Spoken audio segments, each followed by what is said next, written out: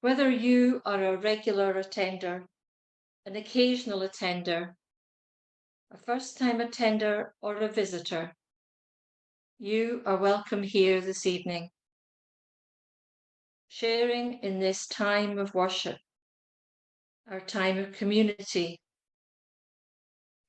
our time for peace, reflection, and renewal, our time to acknowledge and connect with that which lies deep within us all. I'm lighting the chalice with some words I used in our sister church in Chennai, an illustration of how widely spread the practice of lighting a chalice is.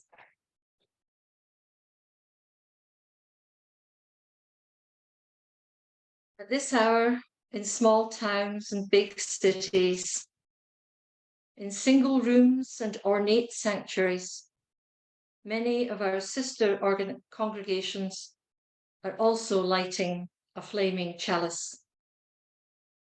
So as we light our chalice this evening, let us remember that we are part of a great community of faith, a community which crosses borders, oceans, and cultures. May this flame inspire us to fill our lives with the Unitarian ideals of love, justice, and truth. I invite you now to join with me in a time of reflection, to be fully present here and now with ourselves, with each other, and with that which is larger than ourselves.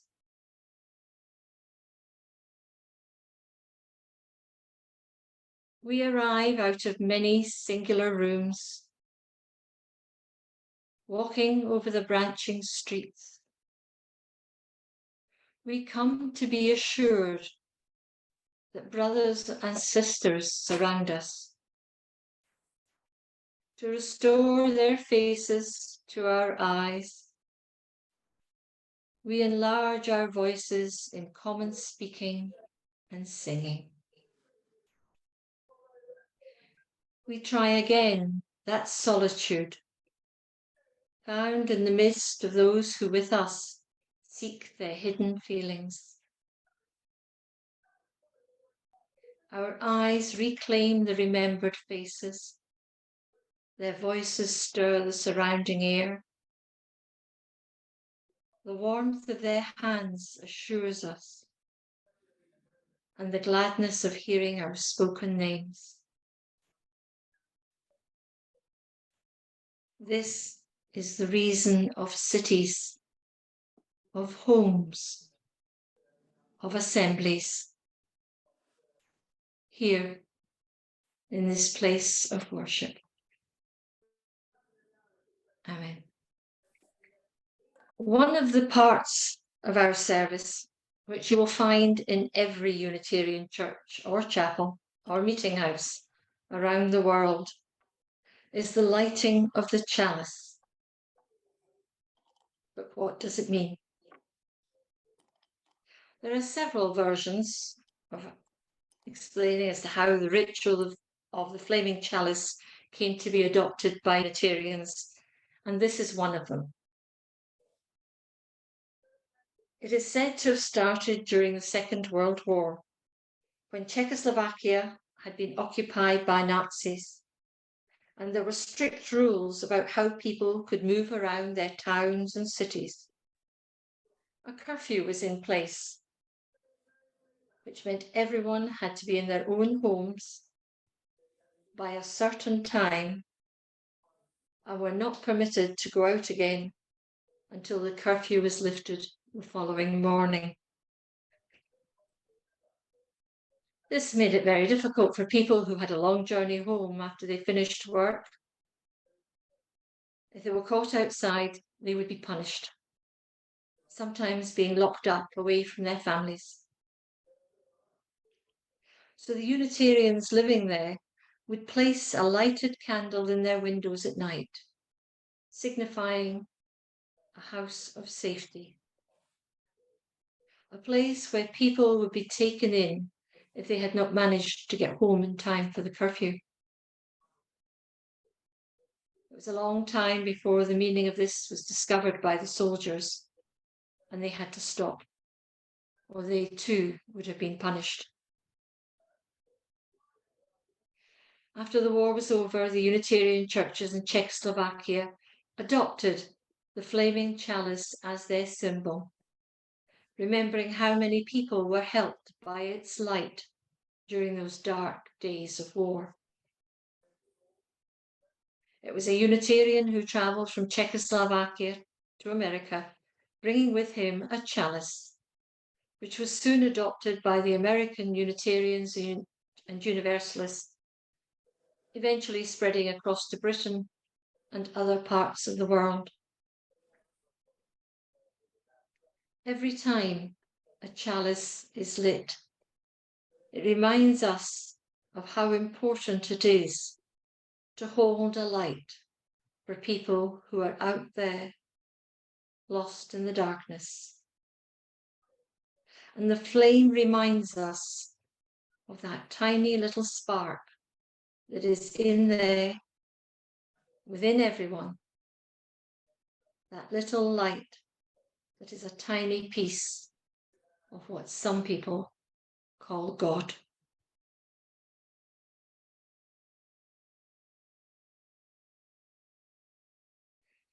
Instead of the more usual readings at this point, I thought we could combine and join in a ritual based on the UUA principles. We've taken 5 of these principles, and with them we shall create the foundations on which our faith is built. So I think you have had a couple of reminders from Ali, thank you, to have with you some stones or toffees or beads or peppermints, whatever you have in front of you. So we'll take the first stone in front of you. This is the first of 5 stones, although they aren't in any particular order. This one represents the principle of freedom and respect. Although it's more usually termed tolerance, I prefer the use of respect. Tolerance bringing with it, to my mind, a sense of a rather grudging acceptance. This phrase has been central to our denomination, at least since the Reformation. But of the many famous Unitarians we claim as our ancestors, how many would claim us? If they made it through the service, they'd probably be shocked to learn at coffee time that some of our congregation members don't even believe in God. But this doesn't just refer to respect for other people. It encompasses respect for all living creatures, for our environment, as well as for ourselves. And now we'll spend a few moments reflecting on what that means to us personally.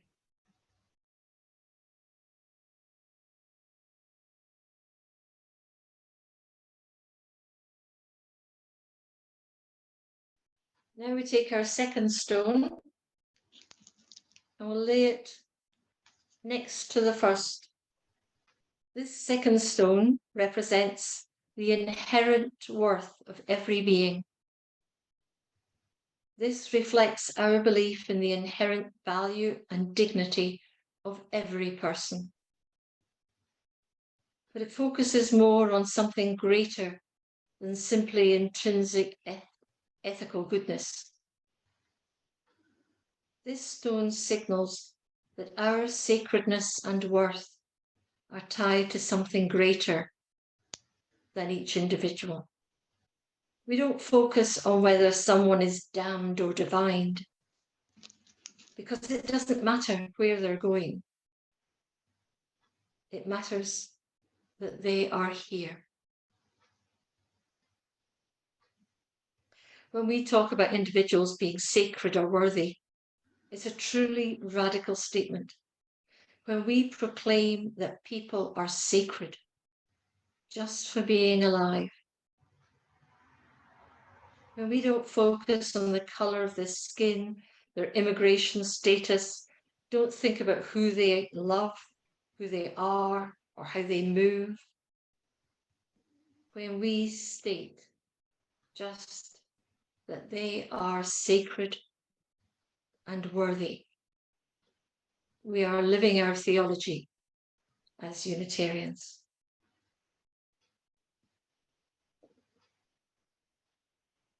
And as before, we'll spend a few moments reflecting on what that means to us personally.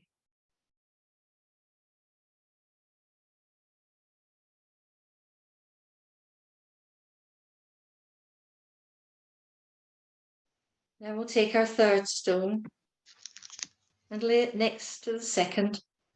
This third stone, Unitarian action, is an expression of love. It's more than just social action, campaigning for equality, for justice, for fairness. We do our very best to be on the side of love. And that's what makes all the difference. Even although we have fallen short many, many times, as Unitarians, we keep trying. We are reaching for that beloved community. How do we create beloved community? With love, with courageous love. We recognize that all souls are sacred and worthy, and love is what will transform the world. Again, a few moments reflecting on what it means to us personally.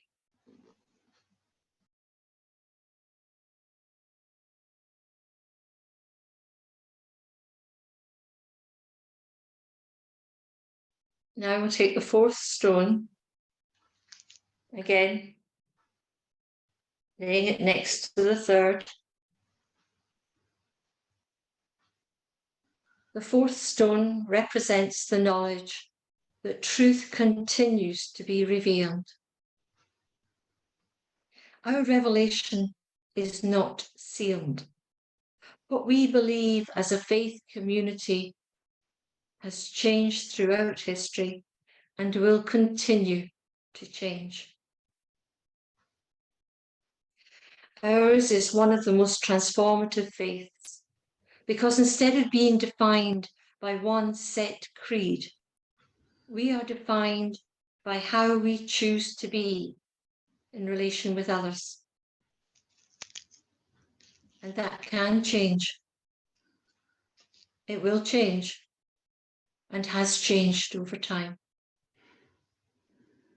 As a species, we are always discovering, always adjusting our hypotheses and changing our realities. That is true for what we know of ourselves and the world. So why should it not be true for our faith? Once more, a few moments of reflection.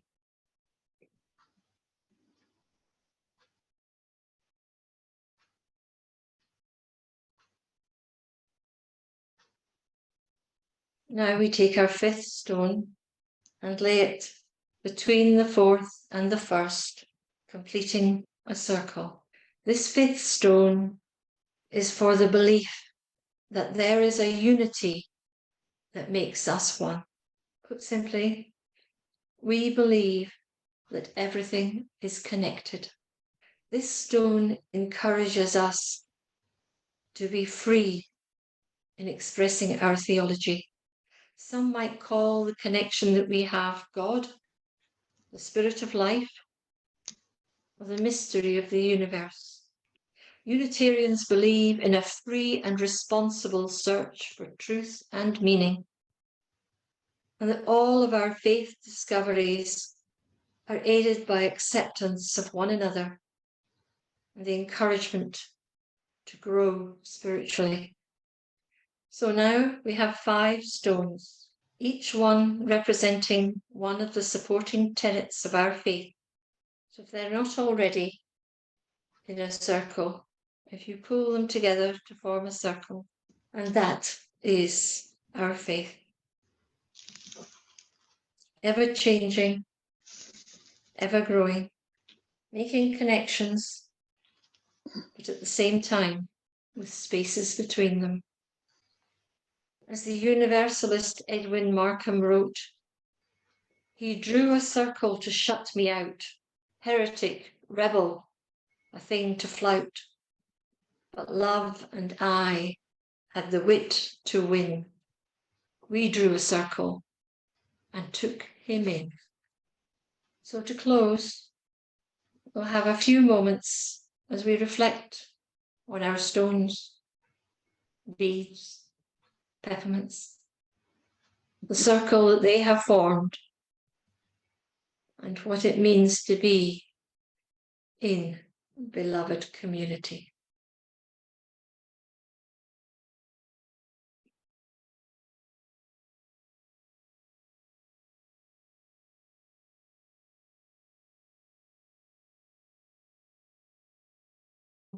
Unitarian rituals in a Unitarian service of worship, in Unitarian church life, in the lives of the rational, modern, progressive beings we see ourselves as? Surely not. Many definitions of ritual put the emphasis on religious or solemn ceremonies, which is quite restricted. The Cambridge Dictionary defines ritual as a set of fixed actions, sometimes words, performed regularly, especially as part of a ceremony, which is more encompassing, especially of the greater majority of rituals, which are part of our everyday lives and have no connection to our religious or spiritual practices. In psychological terms, ritual is used in a specific technical sense to describe a repetitive behavior used by a person to neutralize or prevent anxiety, which can be a useful therapeutic tool. A ritual is an action or behavior, or even a series of actions or behaviors, which may involve gestures, words, actions, or objects. They may be prescribed by the mores or habits of a society or community. Rituals are generally, but not always, defined by a formalized structure, repetition, recognition, performance, and in the case of religious rituals especially, some degree of symbolism. We all have our rituals. We just might not see them as such. I'm not talking here about our little obsessions or compulsive behaviors. For example, I can't walk past an open cupboard door without closing it. And as for towels or bedding that is not stacked, folded edge, facing, well, sorry, I can't cope with that. Our opening hymn described daily activities. Singing, which we do either individually or with others. Dreaming, where we share our thoughts. We meditate, alone or together. Walking in the rain, ourselves, with someone else, or even in a group, in silent contemplation. Sharing a rose, an example familiar to all of us, as with our flower communion. These can all be rituals. My daily rituals include the setting out of pen and pencil alongside a cup of tea, a way of settling myself, detaching from the routines of the day before I sit down to tackle the day's newspaper puzzles. Not that strange compared with Ibsen, who would spend 4 hours rearranging his desk before writing a single word. To my mind, the difference between a ritual and a routine is that although we may routinely carry out an action, it is when it is done with a specific intention that it becomes a ritual. I'm no housewife, but I do sweep the kitchen floor fairly regularly. But when I sweep that floor on New Year's Eve, I do it with a specific intention. To those who did not have superstitious grandmothers, it's to clear away the lurking bad luck and spirits from the old year. And when I do that, it becomes a ritual. Rituals feature in all societies. They include the swearing in of police officers, witnesses, and officers of the court, oaths of allegiance, such as citizenship ceremonies, coronations, and rites of passage ceremonies, such as marriages, baby namings, and even funerals. Even everyday common actions, such as the shaking of hands and saying a simple hello, may be included as a ritual. You are offering your hand. You are being open to another. Rituals enable social groups to reflect on their shared values and experience, especially at key points in the lives of individuals or the community. Religious and non-religious people alike frequently celebrate the birth of a new child with some form of ritual, either a coming together of the family to welcome or name a new arrival, or as in many traditions, such as Christianity, with a baptism. In the Christian faith, babies are baptized in order to symbolically cleanse them of original sin, enabling them to pass into heaven at the time of their death.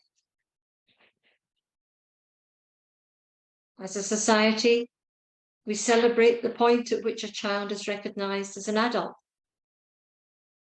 This may be with a big party on the 18th birthday, or it may come with specific rituals which reflect the religious beliefs of the community, such as a bar or bat mitzvah, a coming of age ritual in Jewish tradition. It may be based on other factors and may not be related to the attainment of any legally recognized chronological age. In most cultures, marriages are marked by some form of ritual.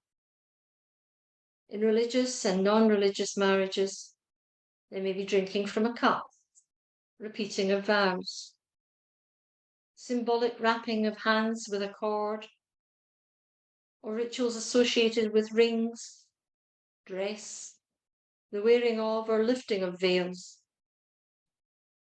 These have, for many, either lost their original significance, their religious meaning, or taken on new, different spiritual meanings, or in fact have become ritualized actions there for their own sake.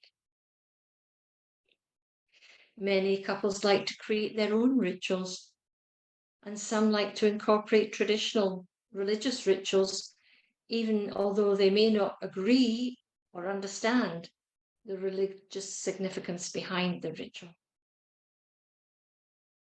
There are also opportunities now for people to undertake some form of ritual to mark the end of a marriage or relationship, a divorce, or conscious uncoupling.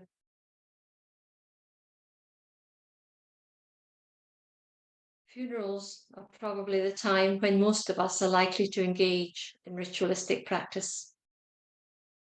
That is not to say the rituals will always be the same, they won't. There are different rituals in different cultures, and many people will want to include rituals important to their families and not to observe those which have no meaning for them. This can at times cause the raising of eyebrows. At my mother's funeral, we decided that her daughters, of which she had 5, as well as her one son, would take cords at the graveside. In the eyes of some of the older, more traditional members of the family, it was a break with tradition. Bad enough having women at the graveside, but for them to be taking a cord, breaking with the usual rituals involved at a burial, was just a bit much. We were taking part in an old, established ritual, but in a new way, a way which was meaningful for us. Not every culture buries or cremates their dead, and amongst those which do, there are variations in how this is managed and how the dead are remembered or commemorated. New Orleans jazz funeral, for example, was a unique form of ritual surrounding the death, with people marching to their graveyard with a jazz band leading the way, traditionally with When the Saints Go Marching In. These rituals turn what is a sad time into a time of celebration, celebrating the life of a loved one. In India, the corpse is carried on a bier through the streets, with the eldest son walking behind, ripping off his clothes as he goes, demonstrating the grief felt by the family at the loss of a parent. On the 1st and 2nd of November in Mexico and some South and Central American cultures, they celebrate life by honoring the dead. Dia de los Muertos, or the Day of the Dead, one of the world's most well-known rituals surrounding death. It involves people dressed as skeletons and shrines to the dead, and sweets in the shape of skulls. We often use rituals to remember those we've lost, either by lighting a candle, visiting a particular place, a memorial or grave. We may hold a time of purposeful, reflective silence. These can be as individuals or as part of a community, such as All Souls and Remembrance services. As well as these important life events, there are also the rituals which are part of our everyday lives. For example, the giving of gifts at Christmas, on birthdays, chocolate eggs at Easter, and setting off fireworks on bonfire night or Hogmanay. These all serve very different purposes, but they are all rituals which involve us in shared experiences, enjoying cultural history, and bringing us together to mark times of significance. On a more intimate level, there are the rituals we create and celebrate within our own families. The family holiday. This may include rituals such as a special meal the night before, the packing of holiday boxes with new books or toys to while away those wet weather days. There are birthdays which may be celebrated in a particular way, with an outing, giving of gifts, or a particular meal in a favourite family restaurant. Meal times can become rituals in themselves. Celebrating or just coming together to share food exists in all cultures. It can be of formal religious significance, such as Friday night dinner in the Jewish tradition, or just a family dinner on a night when everyone is at home. There are no other distractions, such as work, social events, or homework. A night when everyone in the family can gather, talk about what's going on in their lives, perhaps plan for the coming week. In our family, it was Sundays, not for any religious reason, just that it was the only night in the week that we were all likely to be in.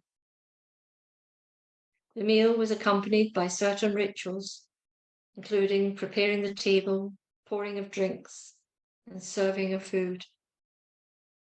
It became an important fixture in our family life. These rituals can seem strange to outsiders. When the children had friends staying for weekends, they sometimes thought we were a bit odd. Rituals can be the simple ways that we connect with the ones we love. So what rituals might we include in our services of worship, and how might they benefit us as individuals and as a community? Each time we meet for worship, we light our chalice. A familiar ritual in common with our Unitarian and Universalist sisters and brothers throughout the world. We heard earlier one explanation as to how this ritual came about. And although it was perhaps slower to be adopted in Scotland, as it was down south, Scots and candles. But we have adopted it. Although in Edinburgh it was originally designated as a peace candle and lit to express our hope for peace during the time of the First Gulf War. But we have continued the practice, either as a chalice or a peace candle, whichever fits your understanding of its purpose is fine. Either way, it is an important ritual which symbolizes the spirit within us, coming anew to each and every one of us at every act of worship. Another ritual involving candles is the ritual of lighting candles for joys and concerns, which occurs regularly in some congregations, and in others, rarely. But for those who do include it as part of their services, it is an important ritual. The silence we hold in our service may seem to be a highly individualistic ritual, and it can be. But even if the reflections, meditations, or thoughts that we hold during the silence are personal, it is a community ritual. The quality of the silence is greater for it being held by the group together. This is why, although very little may be said in a Quaker act of worship, coming together in silence is recognized as being essential to Quaker worship. Singing hymns or chanting, as well as punctuating the service, helps us to feel connected with each other and to whatever deity or creative spirit speaks to us. Singing causes our breathing to synchronize with that of others, a physical manifestation of being connected to each other spiritually. Hymns are a way of expressing concerns, joys, and sorrows, again, as individuals, as well as a community.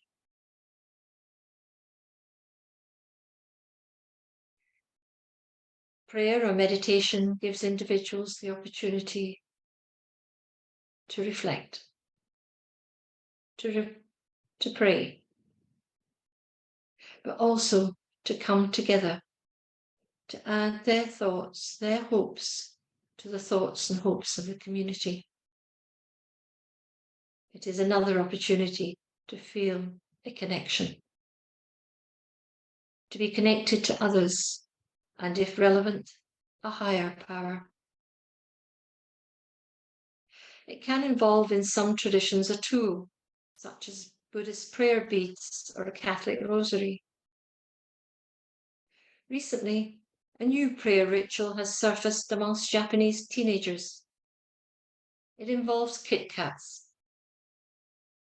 Apparently, the students use the breaking off of the fingers of the Kit Kat as a prayer tool in their prayers for success in exams. But we do need to ensure, as with any ritual which has meaning for us, either secular or spiritual, that we do not let it become stale, losing all the meaning it holds for us, that it ceases to be a ritual and just becomes a habit. Even if you didn't realize it, we all know that we all practice rituals throughout our own lives, sometimes alone, sometimes in groups, sometimes with other people far away who we've never met and never will meet.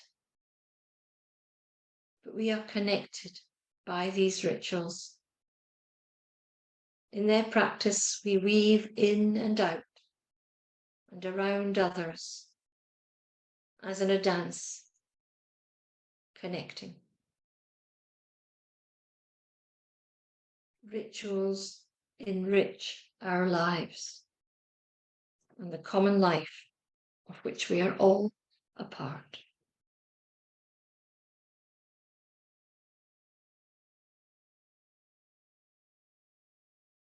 Now a reflection by Wendell Berry.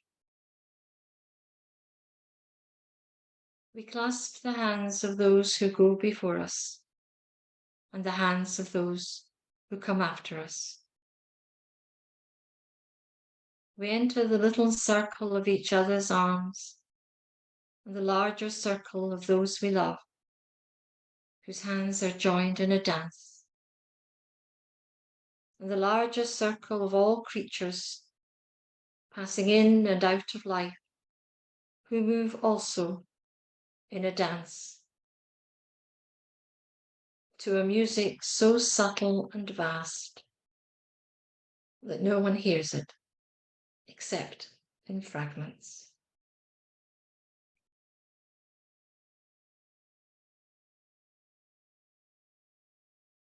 May the light around us guide our footsteps and hold us fast to the best and most righteous that we seek.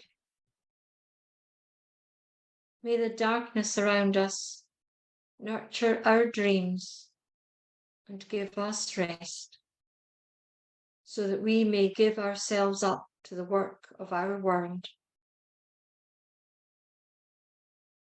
Let us seek to remember the wholeness of our lives, the weaving of light and shadow in this great and astonishing dance in which we move. Amen.